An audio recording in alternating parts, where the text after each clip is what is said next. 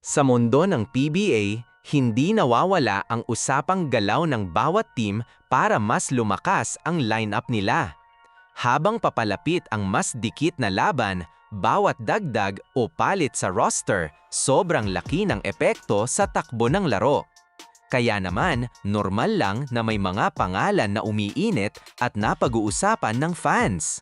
Ngayon, may ilang players na napapansin dahil sa potential na maibibigay nila sa teams na nangangailangan ng dagdag lakas. May local na kayang magdala ng tempo at playmaking, at meron ding imports na may solid na background sa mataas na level. Tingnan natin kung bakit sila pinag-iinteresan at kung paano nila pwedeng baguhin ang laro ng isang koponan.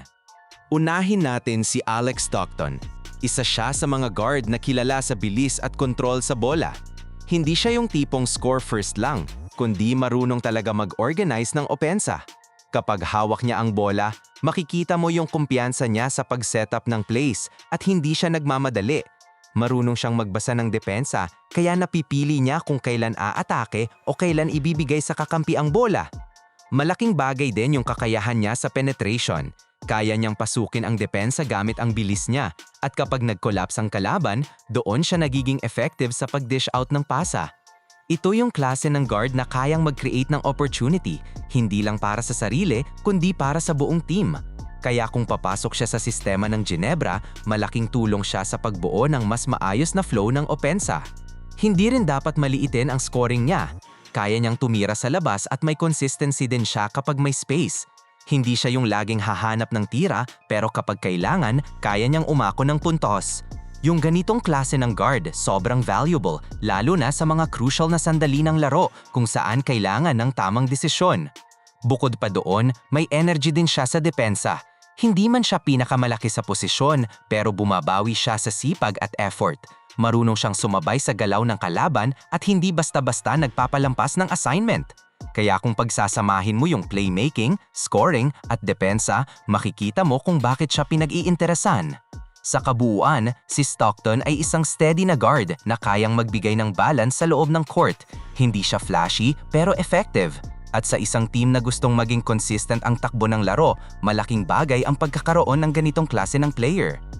Punta naman tayo sa Converge at sa posibilidad na si Mo Bamba ang maging bagong import nila. Sa ngayon, ramdam na kailangan nila ng mas solid na presence sa loob, lalo na sa depensa. Dito papasok yung potential impact ni Bamba kung sakali. Si Mo Bamba ay kilala sa kanyang haba at laki ng katawan, na malaking advantage sa ilalim. Isa siya sa mga player na kayang magbigay ng rim protection. Ibig sabihin, kapag may papasak sa loob, hindi basta-basta makakascore dahil nandun siya para humarang o magbago ng tira. Sa PBA setting, malaking bagay ito lalo na sa teams na mahilig umatake sa loob. Bukod sa depensa, may ambag din siya sa opensa. Kaya niyang umiscore sa ilalim gamit ang kanyang height at reach.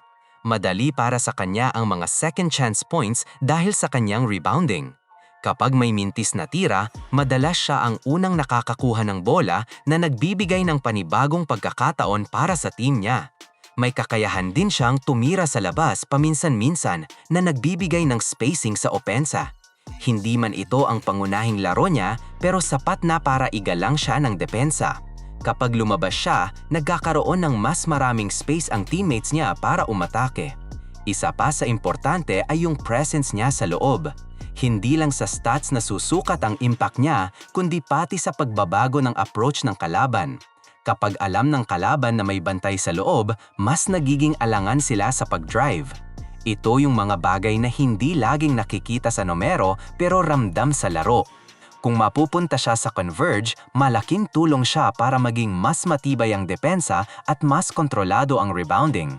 At kapag naging consistent ang ganitong aspeto, mas nagiging competitive ang isang team sa kabuuan.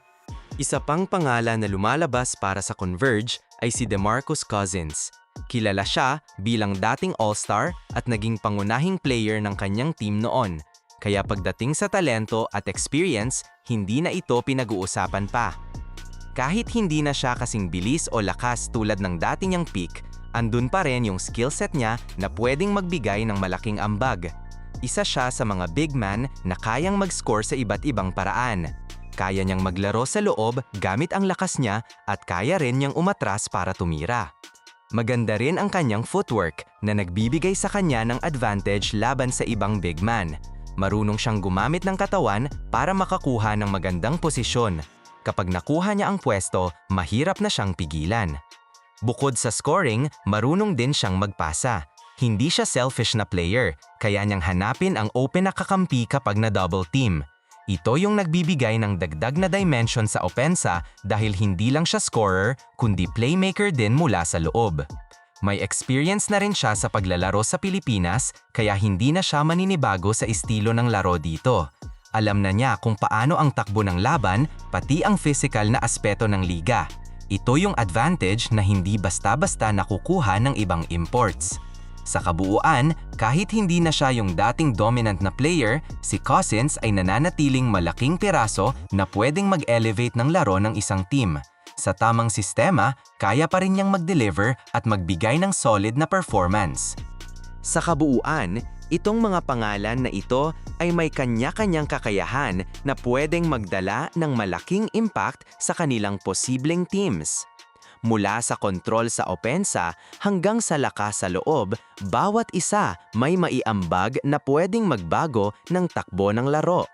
Sa huli, ang magiging galaw ng bawat team ang magdidikta kung paano magbabago ang kanilang performance. Pero isang bagay ang malinaw, kapag nakuha nila ang tamang piraso na swak sa sistema, malaking tulong ito para sa kanilang kampanya sa PBA. Sa mundo ng PBA, hindi nawawala ang usapang galaw ng bawat team para mas lumakas ang lineup nila.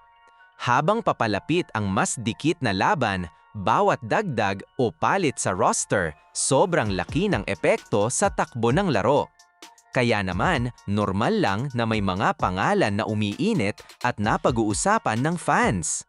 Ngayon, may ilang players na napapansin dahil sa potential na maibibigay nila sa teams na nangangailangan ng dagdag lakas. May local na kayang magdala ng tempo at playmaking, at meron ding imports na may solid na background sa mataas na level. Tingnan natin kung bakit sila pinag-iinteresan at kung paano nila pwedeng baguhin ang laro ng isang koponan. Unahin natin si Alex Stockton. Isa siya sa mga guard na kilala sa bilis at kontrol sa bola. Hindi siya yung tipong score first lang, kundi marunong talaga mag-organize ng opensa. Kapag hawak niya ang bola, makikita mo yung kumpiyansa niya sa pag-setup ng plays at hindi siya nagmamadali.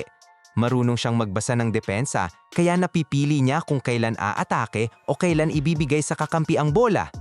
Malaking bagay din yung kakayahan niya sa penetration. Kaya niyang pasukin ang depensa gamit ang bilis niya, at kapag nag-collapse ang kalaban, doon siya nagiging effective sa pag-dish out ng pasa. Ito yung klase ng guard na kayang mag-create ng opportunity, hindi lang para sa sarili, kundi para sa buong team. Kaya kung papasok siya sa sistema ng Ginebra, malaking tulong siya sa pagbuo ng mas maayos na flow ng opensa. Hindi rin dapat maliitin ang scoring niya. Kaya niyang tumira sa labas at may consistency din siya kapag may space. Hindi siya yung laging hahanap ng tira, pero kapag kailangan, kaya niyang umako ng puntos. Yung ganitong klase ng guard, sobrang valuable, lalo na sa mga crucial na sandali ng laro kung saan kailangan ng tamang desisyon. Bukod pa doon, may energy din siya sa depensa. Hindi man siya pinakamalaki sa posisyon, pero bumabawi siya sa sipag at effort. Marunong siyang sumabay sa galaw ng kalaban at hindi basta-basta nagpapalampas ng assignment. Kaya kung pagsasamahin mo yung playmaking, scoring at depensa, makikita mo kung bakit siya pinag-iinteresan. Sa kabuuan, si Stockton ay isang steady na guard na kayang magbigay ng balance sa loob ng court. Hindi siya flashy pero effective.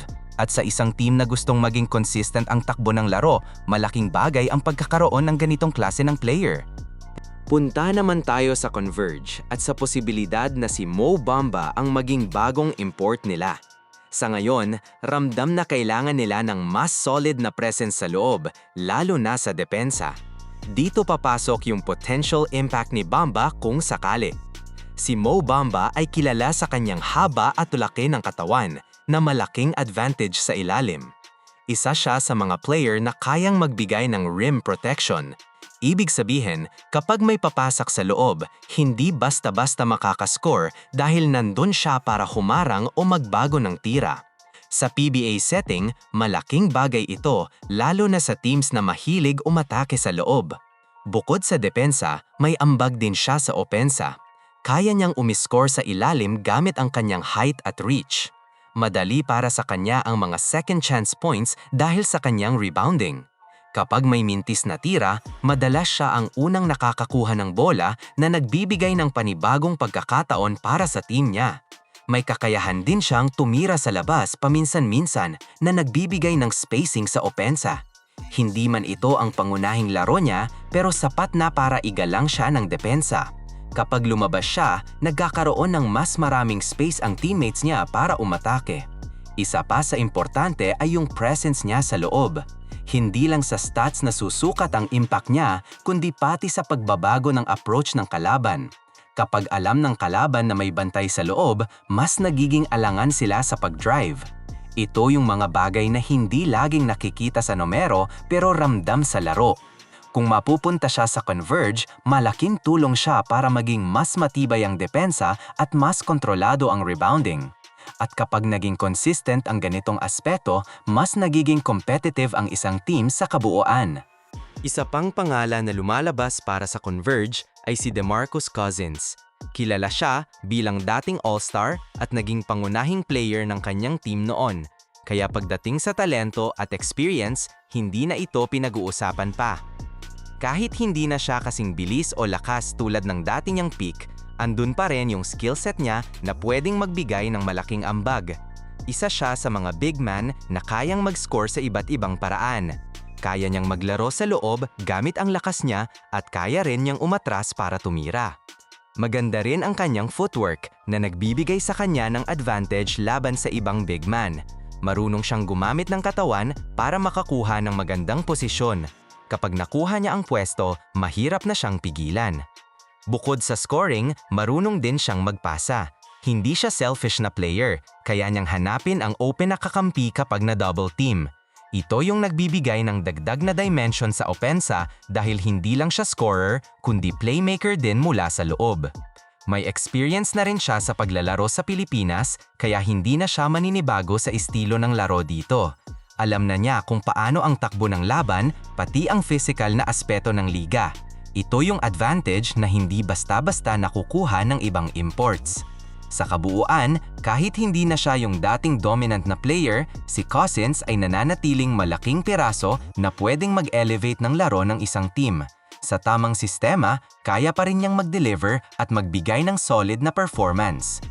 Sa kabuuan, itong mga pangalan na ito ay may kanya-kanyang kakayahan na pwedeng magdala ng malaking impact sa kanilang posibleng teams.